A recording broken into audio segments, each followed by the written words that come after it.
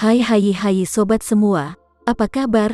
Sehat kan? Semoga kalian semua sehat selalu, bahagia selalu, banyak rezeki dan banyak kota, agar kalian bisa menonton video-video OKBIS lainnya. Bagi teman-teman yang suka membaca, aktifkan saja translate versi Indonesia di pengaturannya.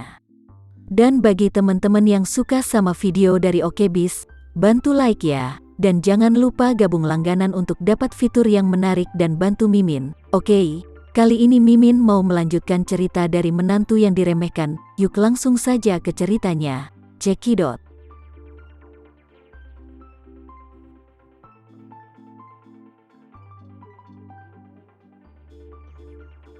Edi Wibowo mengerutkan kening. Cahya Renza itu seperti petir, dan Cynthia juga sering mendengarnya. Dia tidak bisa menahan diri untuk bergumam di dalam hatinya, bila apa yang dikatakan wanita ini benar? Jika begitu, bukankah aku menyebabkan bencana? Jika keluarga Renza menyelidiki ini, maka aku khawatir keluargaku pasti akan hancur. Melihat ekspresi ketakutan Edi Wibowo, dan kegugupan yang tidak bisa disembunyikan, Arkan di samping sedikit terkejut. Dia bertanya kepada Glenn dengan suara rendah, "Ayah, apa kamu juga berpikir jika Tama benar-benar anggota keluarga Renza?" Glenn mengerutkan kening dan berkata dengan serius, "Aku tidak tahu pasti, tapi kedengarannya tidak mungkin. Tapi ketika aku memikirkannya lagi, sepertinya itu ada benarnya juga.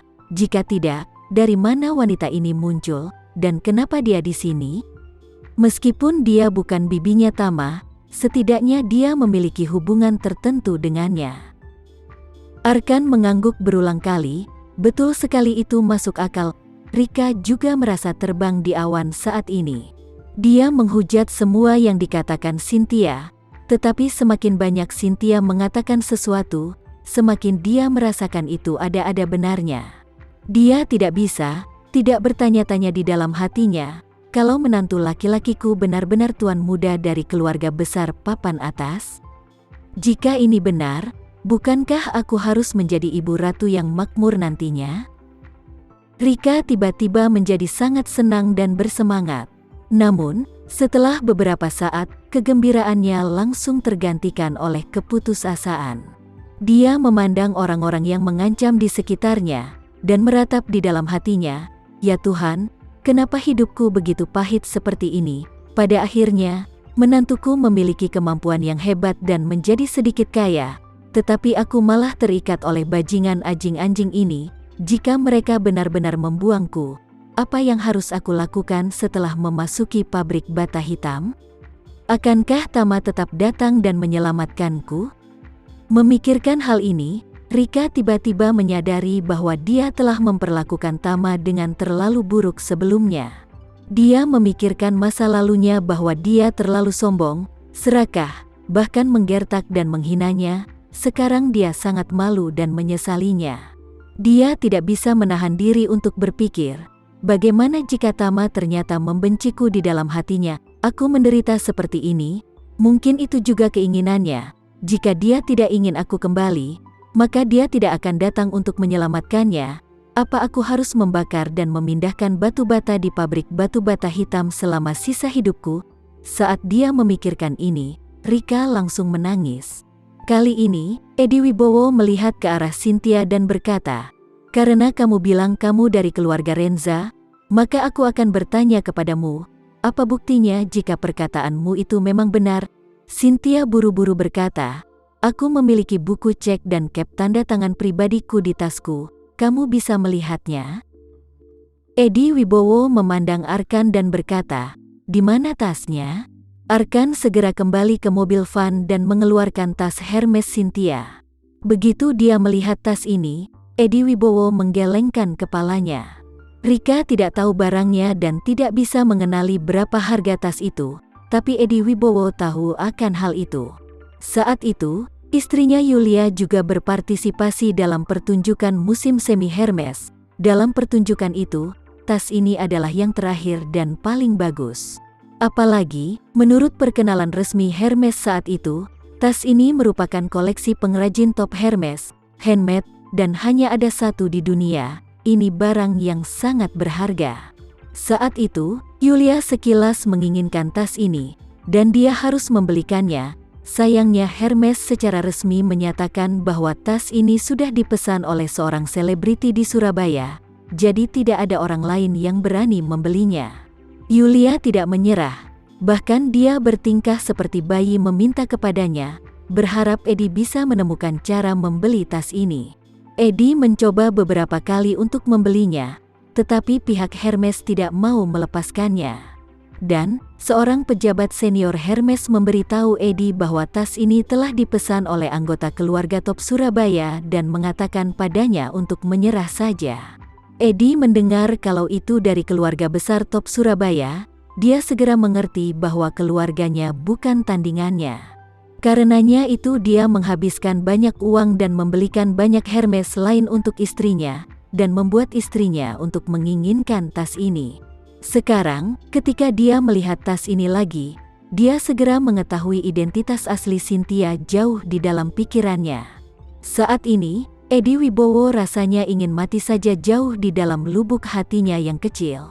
Sialan, bukankah ini akan menjadi bencana besar bagiku? Bukankah hari ini Glenn dan Arkan yang membawaku ke sini? Dan mereka mengatakan bahwa mereka ingin mengeksekusi Rika, karena aku juga membenci Tama. Jadi aku datang untuk menonton kesenangan ini. Tapi kenapa kesialan ini terjadi? Anjing, siapa sangka kalau ayah dan anak bodoh ini malah menyeret masalah besar, membawa putri tertua dari keluarga Renza, dan mengikatnya bersama Rika. Dia adalah anggota keluarga Renza Cukak. Bagaimana bisa sampah seperti mereka menangkap orang sepenting itu dan mengikatnya? Apa tidak ada pengawal yang menjaga Cynthia? Saat dia berpikir, Arkan sudah menyerahkan tas Cynthia. Dia menyerahkannya kepada Edi Wibowo dengan penuh hormat, dan berkata dengan sopan, "Tuan Edi Wibowo, saya rasa Anda tidak harus percaya wanita busuk yang banyak omong kosong ini. Ketika kami pergi untuk menangkap Rika, wanita tua ini berkelahi dengan Rika, dan dia masih dijambaki oleh lonte Rika ini. Kalau benar dia orang dengan status tinggi pasti akan ada yang mengawal. Tapi di sana tidak ada seorang pengawal pun." Cynthia berseru, "Aku membawanya.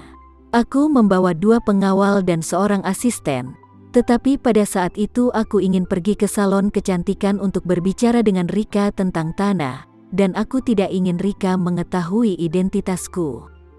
Jadi aku menyuruh pengawal itu menunggu di depan pintu, berbicara tentang ini." Cynthia berkata dengan marah, "Tapi aku tidak pernah menyangka bahwa pemilik salon kecantikan itu akan bekerja sama denganmu." Edi Wibowo membuka tas Hermes Cynthia dengan sangat ketakutan.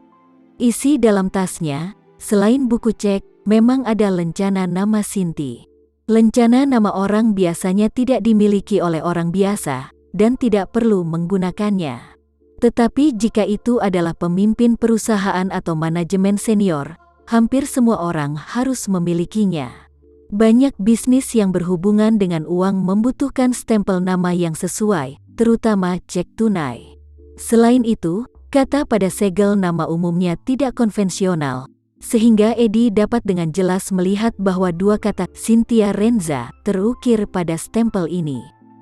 Melihat lencana nama Cynthia, tekanan darah Edi Wibowo langsung naik dan dia hampir tidak bisa berdiri karena saking ketakutannya. Di sisi lainnya, dia bahkan memiliki keinginan untuk mati saja daripada hidup. Ini seperti meminta keluarga Hari dan putranya untuk menangkap seekor anjing. Namun ketika dia menangkapnya, yang dia tangkap bukan seekor anjing tapi seekor harimau yang kelaparan. Dan di balik harimau ini, ada keluarganya yang sangat kuat. Bahkan dengan kekuatan seluruh keluarga tidak bisa menandinginya. Edi Wibowo menangis dengan marah di dalam hatinya, "Sial banget aku ini. Aku hanya ingin menyiksa Rika, tapi kenapa malah putri tertua dari keluarga Renza juga ditangkap? Aku datang hanya untuk ikut bersenang-senang. Seperti yang sudah direncanakan Glenn, tapi mereka malah membawa Cynthia di hadapanku." Saat ini, Cinti melihat ekspresi Edi Wibowo yang sangat kebingungan, dan dia tahu dengan jelas bahwa dia harus percaya pada identitasnya. Jadi dia buru-buru berkata, "Edi Wibowo, aku tahu kamu benar-benar hanya ingin mengikat Rika, dan bukan aku, Mungkin itu hanya kesalahpahaman. Selama kamu membiarkan aku pergi, aku pasti tidak akan memikirkan apa yang terjadi hari ini. Nanti, aku akan mempromosikan kerjasama antara keluarga Renza dan keluarga Wibowo. Bagaimana menurutmu?" Mendengar ini, hati Edi Wibowo sedikit tergerak. Menilai dari hal-hal ini, dia hanya memiliki dua pilihan. Yang pertama adalah tidak melakukan apa-apa selain membunuh Cynthia langsung. Yang kedua adalah dengan cepat memohon ampunan. Mungkin keluarga Renza masih bisa memberinya kesempatan. Jika dia memilih yang pertama, dia harus memiliki prasyarat, yaitu setelah dia membunuh Cynthia, dia harus memastikan bahwa keluarga Renza tidak dapat menemukannya. Jadi dia memanggil Glenn dan berkata dengan dingin, "Glenn kesini, kita harus berbicara." Glenn buru-buru datang menemuinya. Eddie mengajaknya ke pintu gudang dan bertanya dengan suara rendah, "Apa kamu sengaja menghindari pengawal saat kamu mengikat kedua wanita ini?"